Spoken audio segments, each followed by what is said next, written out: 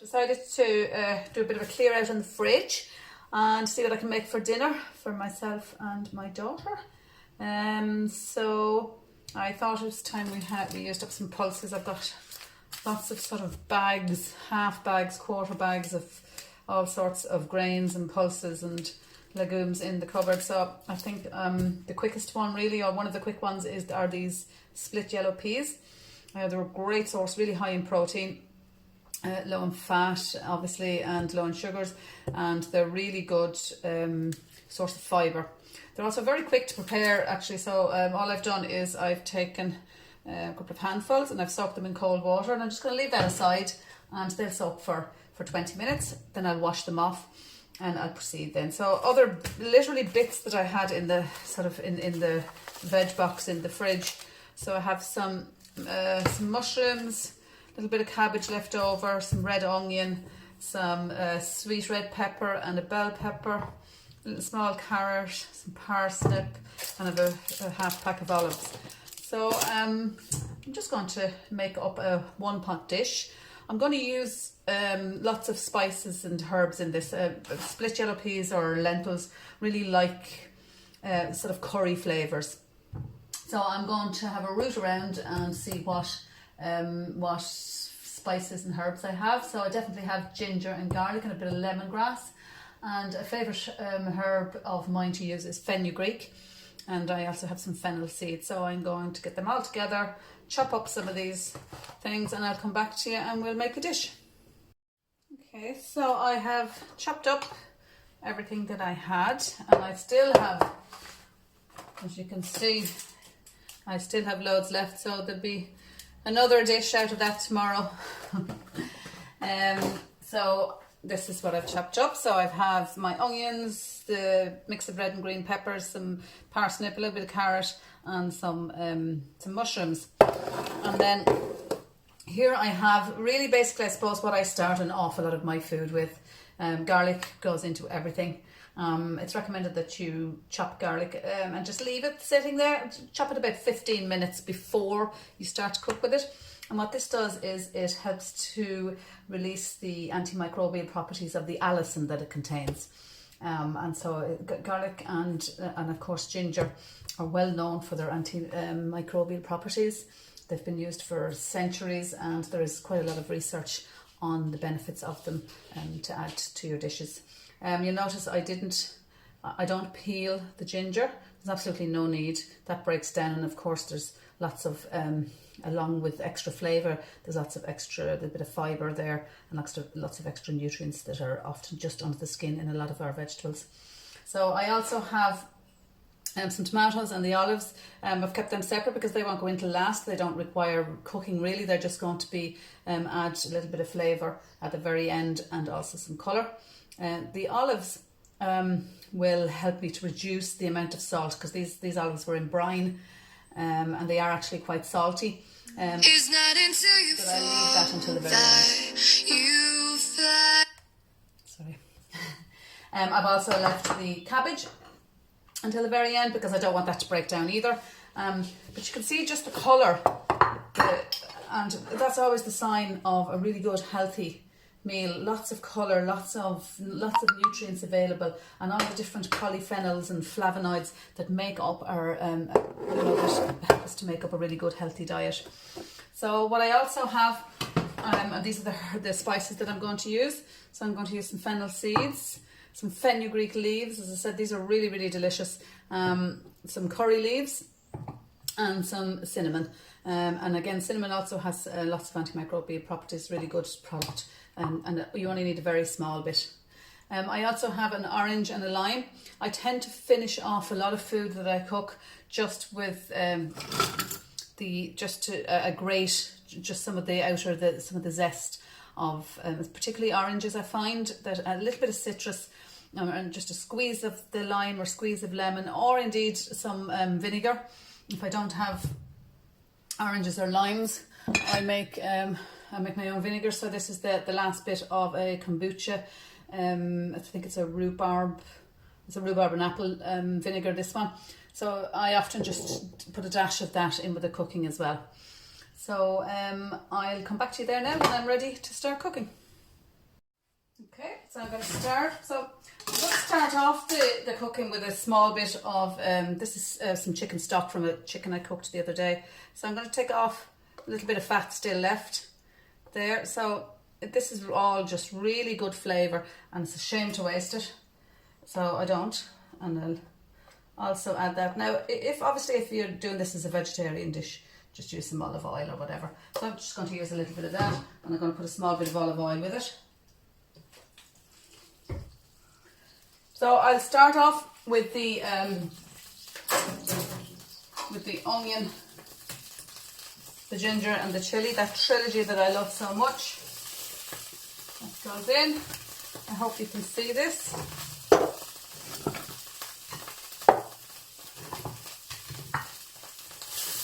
Just giving that a quick, just until you start to start smelling it really. I'm going to put the fennel seeds in with this as well. We only need a small bit of that. And this is actually a new pack. Open it. And just half a teaspoon or so, and you'll start smelling that almost immediately. So it'll start sort of popping a little bit. So any seeds are good to start off like this. You could also, of course, add in some mustard seeds, also for whatever kind of seeds and aromats that you like. So once that starts going a little bit, I'm going to add in the veg that takes a little bit longer to cook. So obviously the onion, and to try and get it softened, the parsnip and the carrot. So all going to go in.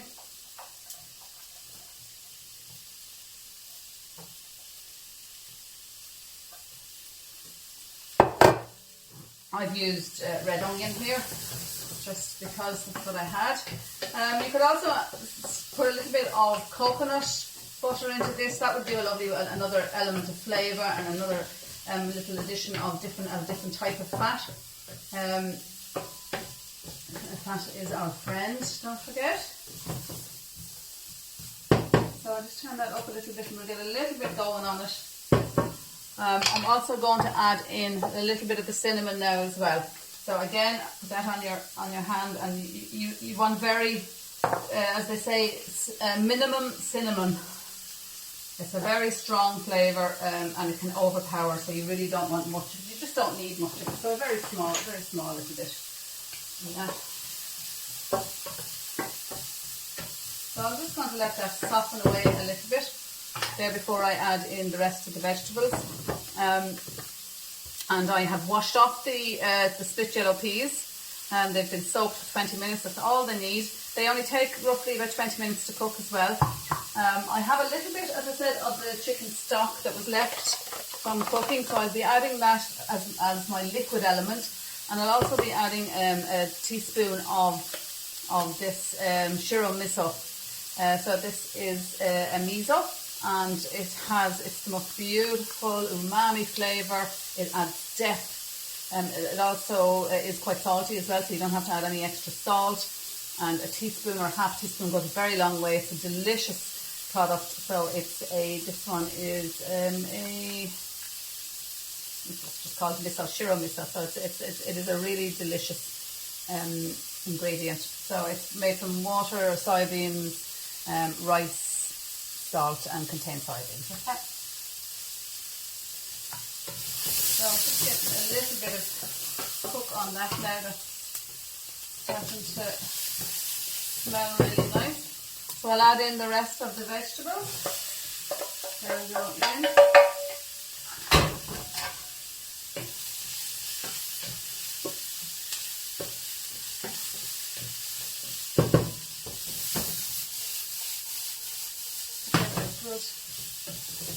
Flour, and you can see there's absolutely loads in, there's so much in it, and I really just used the bare ends of things that were left in the fridge. I really try not to throw out anything, even if it's a small bit of carrot or whatever it is. I just try not to throw it out, because we know that I know that I can use it. So I'm going to put in the split peas now, so they can go in next. Just take that off the heat now for a minute.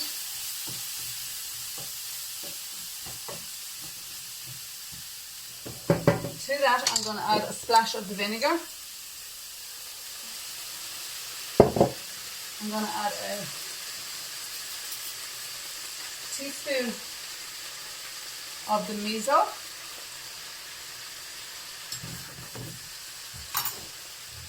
I am going to just leave it up to heat for 1 second.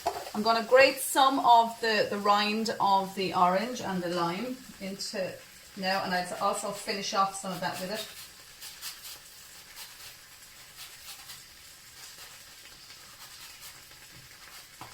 It's really not a good gravy. I'll try this fella instead.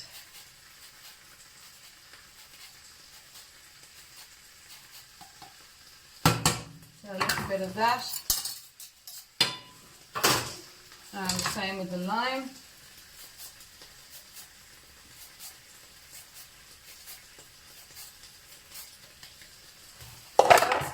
I'm now going to add a little the juice of the orange. I'm going to roll it there just to loosen up the juice of the orange.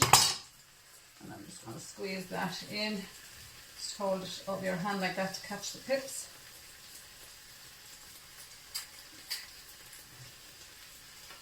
Now I keep those as well, and they go into my kombucha.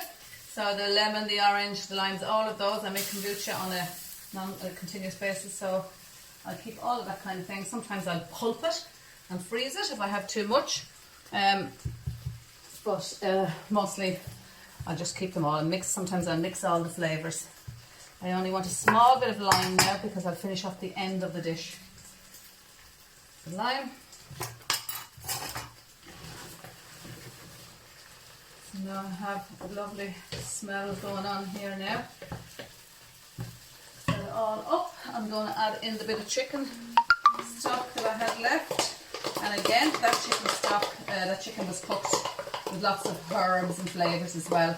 So all adds to it. Nothing really gets wasted. So I need to add enough liquid to cook out the split peas. So for this, it's not an exact science, but if you're not used to doing it, you can just read the pack or you can also buy them obviously in tins pre-prepared if you like, but it's a very cheap product to buy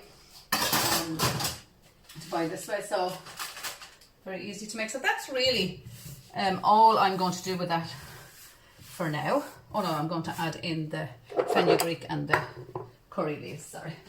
So fenugreek is an absolutely delicious spice. I use it quite a lot, and it just gives this gorgeous sort of floral, I'm not quite sure what you would call it, maybe slightly aniseedy taste, and it's a delicious. I am quite liberal with it. You kind of do as you please, but it's just it's reminiscent of really good Indian cafes and restaurants, and it reminds me of them. So I'm going to just throw in a couple of, if I ever get this open, of the curry leaves. So they're going to go in there. I'm going to stir it up a little bit, bring it to the boil, and then I'll turn it down. You can put a lid on that then when you turn it down if you like, but there's no real need. So when I'm ready to finish off that dish, I'll come back and show you how to finish it off. So I thought I was videoing the last bit of me putting this dish together, but it turns out I wasn't. So just to show you what I did, I added the cabbage, then the tomatoes and the olives at the very last minute, and I literally only gave the cabbage maybe a minute, just enough. I want to keep the crunch of the cabbage. And then to serve it, I used some yogurt, so I just put some onto a bowl with a spoon of yogurt on top. I chopped up a little bit of these are preserved lemons and oranges, so you can see them in there. So what I did was I used a little bit of the lemon, and I washed off all of this part, and you only use the rind, and I chopped that very fine, put it on top of the yogurt, And then I squeezed the last little bit of lime on top of that dish. You can use any grains at all that you like, or rather you can use chickpeas, lentils, barley, anything like that for this kind of dish. And I suppose the idea around it is it's certainly not refined cookery, and it's what I cook at home. It's not possibly not what I would cook in a restaurant situation or anything. But having said that, a small bit of that as a bed for a dish, and to serve a piece of grilled chicken on top, or a nice bit of fish, or even to add a piece of grilled halloumi on top of that would be really nice. And it really is a great way to use up leftover ends of vegetables in particular. So don't throw out the ends of your carrots or the start of your carrots, topping and tailing them. They're all really good veg, and we should really try to use them as much as we can. I served it with some just a piece of crusty white bread, and of course I had a small glass of wine with it because I'm a civilised person. So I hope you enjoyed it. If you have any questions, post them below. Thank you.